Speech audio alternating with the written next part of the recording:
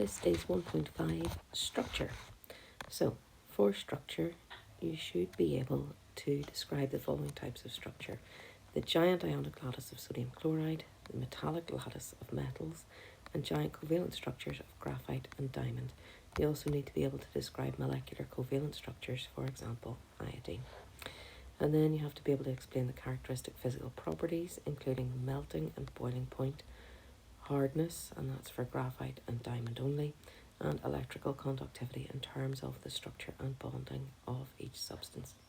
You also have to be able to explain the trend in melting point across the period from sodium to argon in terms of structure and bonding. So if we start by thinking about the structure, there are four main types. The first one is ionic lattices. So these are where ionic compounds form giant lattices, which are regular arrangements, with each ion is surrounded by ions of opposite charge.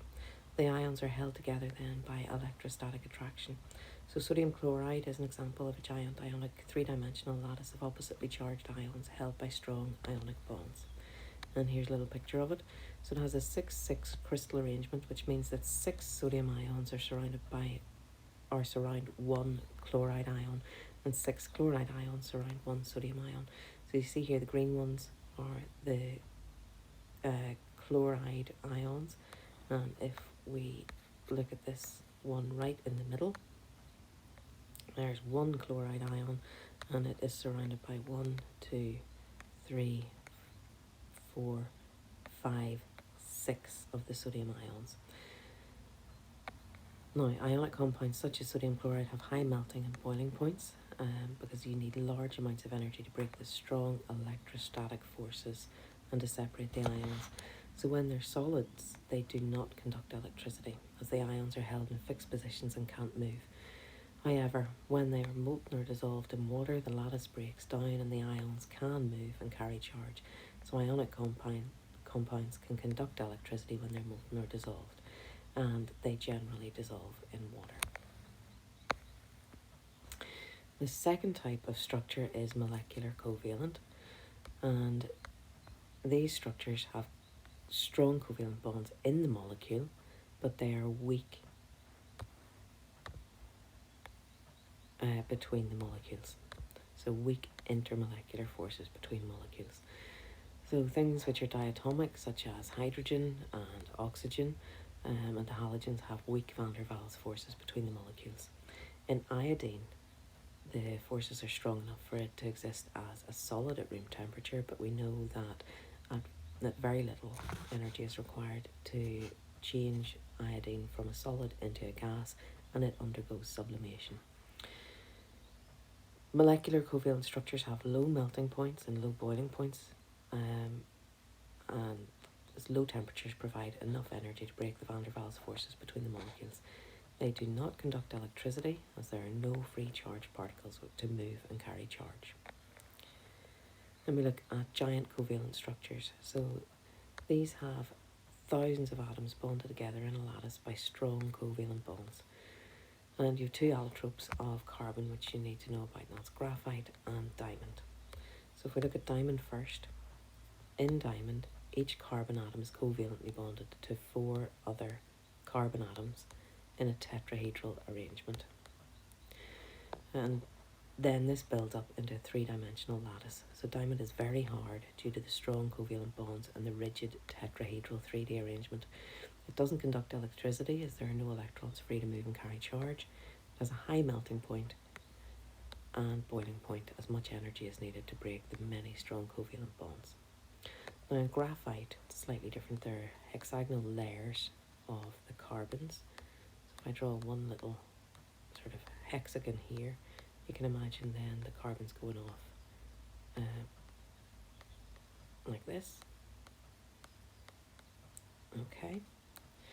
And what we end up with is layers of these little sheets with the hexagonal arrangement.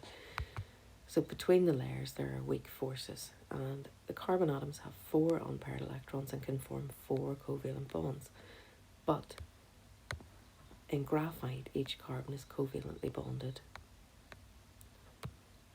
each carbon is covalently bonded to 3 others, so there's 1 delocalized electron per carbon, which is free to move about and carry charge, so graphite conducts electricity.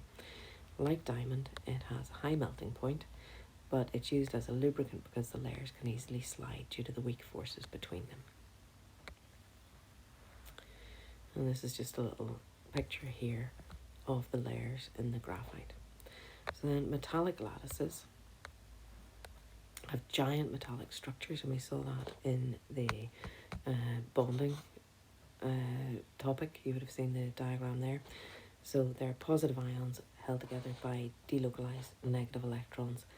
Most metals have high boiling and high melting points, as the high temperatures and substantial energy is needed to break the strong electrostatic attractions between these positive ions and the negative electrons.